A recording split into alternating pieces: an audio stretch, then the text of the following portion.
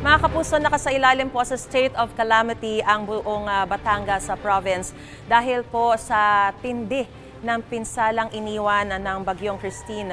Narito po tayo ngayon sa Barangay Sampaloc sa Talisay, Batangas, kung saan trahedya po ang inabot ng Purok B matapos nga pong gumuho ang lupa at matabunan ng lupa ang maraming mga residente rito noong Huwebes ng hapon. Nasa 20 na po ang kinumpirmang patay sa naturang landslide ayon sa lokal na pamahalaan. 5 po ang matatanda at 15 rito ay mga bata. Kabilang dyan ang huling na-recover kahapon na 2 taong gulang na batang babae. Sa ngayon po, kasalukuyang nakaburol po ang 20 mga labi dito po sa covered court ng Barangay Sampaloc. At sa punto pong ito ay kukumustahin po natin ang ilan sa mga namatayan dahil nga po sa naturang landslide. Makakausap po natin si Ginoong Reynaldo de Jucos. 6 po niyang mga kaanak ang nasawi sa naturang landslide, kabilang po ang kanyang asawa at 5 mga anak. Tatanong ko lang po, Ginoong Reynaldo, nasaan po kayo nung mga panahon na yon, nung mangyari ang trahedya nung Huwebes ng hapon? Nasa laot po kami noon, nung nangyari yon. Kumusta po ang lagay ng panahon noon? Hindi po kayo kinailangang or hindi pa kayo inabisuhan na kailangang lumikas? Dahil nung mga panahon po na yon, medyo talagang matindi na rin po yung ulan sa mga ibang mga bahagi. Dito po ba? Kumusta yung panahon noon? Dito naman po, hindi naman po gaanong malakas ang hangin, bahagya lang pong pag-ulan. At sinabihan din po kami na kung sino man po may gustong lumikas, maaari na pong lumikas. Bakit niyo po hindi nakita yung need na lumikas? Dahil po sa nakita po namin, wala naman po kaming posibilidad na lumikas dahil hindi naman po masyado sa amin dun malakas ang ng hangin at yung ulan, bahagya lang naman po.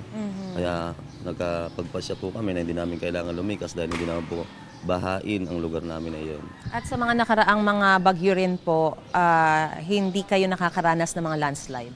Yes po. Marami na pong dumaan po rito ng mga bagyo, tsaka malakas na pagbuhos ng ulan, ngunit hindi pa po kami nakakaranas ng gayon landslide po.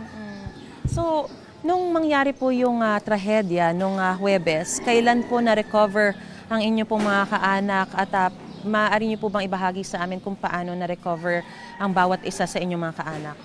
Yes po. Bali po nung time na yon, nung gumuho po yung lupa, yung landslide na yon, hindi po namin siya sila nakuha, kundi kinabukasan na po namin siya nahukay.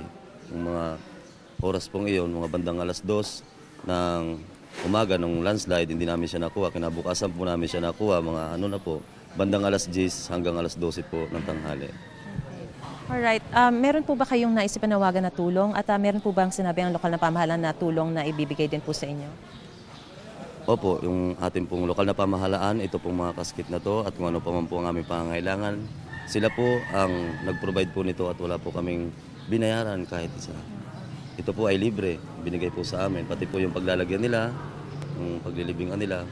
At kung halimbawa naman po, kung sa nais naman po na tulong na hihingi namin, yun lamang po yung tungkol sa financial kung paano po makaka-uwi sa mga probinsya ang aming pong mga kaanak sa ganyong panahon po.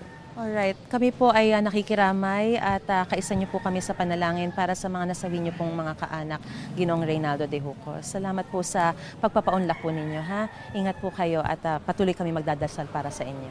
Ingat po kayo. Salamat po. God bless po. Sa punto pong ito, lumipat naman po tayo kay Ginoong Elmer de Jucos. Siya naman po ay pamangkin naman ni Ginoong Reynaldo de Jucos.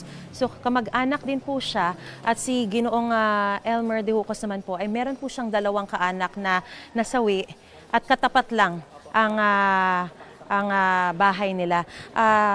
Sir, tatanong ko lang po kung nasan po kayo nung panahon na yon, paano po na-recover ang inyo pong mga kaanak po at ano po ang lagay, paano po kayo nagko-cope ngayon sa sitwasyon? Nang nangyari ho ang landslide, wala po kami dito, nasa trabaho po kami. At nung pag-uwi namin, nakasalubong ko lang yung 2 kong anak na punong-puno ng putik ang kanilang katawan. Nung tinanong ko ang anak ko kung nasa ng kanyang ina at ng kanyang kapatid, natabunan na raw po ng lupa. At saka nagtatakbo na ako kami po sa taas at gusto ko rin makasiguro kung talagang natabunan ng mag-ina po ng lupa. lupa. Naisalba pa po yung dalawa niyong anak, no? Opo, Nang naisalba po sarili ng niyo rin. sarili kong asawa. Oh, tapos, Magkasama po Ano sila nangyari? ng kapitbahay. Tapos ito po ay hinanap po nila. narinig niyang umiyak. Tapos nung mga alis na po sila, dahil hindi nga sumasagot ang anak ko, bigla akong umiyak. Oo. So, binalikan po niya. Pinalikan po niya para mailigtas niya. Ay kaso nga lang po sa bilis ng pangyayari ay habang inabot niya kami ng aming anak ay bigla na lang huling gumuho ng pangalawang beses na yun na talagang malakas na nakadagan sa kanila yung mga malaking bato at malaking puno. Alright. Kami po ay nakikiramay at kaisa nyo rin po kami sa panalangin, Ginoong Elmer Dijuco, sa nangyari po sa inyo at patuloy din po natin ipapanawagan yung mga pangangailangan pa po na ng inyo pong pamilya at maging ng iba pong mga namatayan. Condolence po. Samantala mga kapuso, dahil nga po sa wala nang madaanan, dulot na mga kapal na putik sa daan, kinailangan din pong idaan sa lawa yung mga na-recover na bangkaya para madala sila sa bayan at patuloy din po yung clearing operations ng DPWH at ng lokal na pamahalaan sa pinangyarihan ng insidente.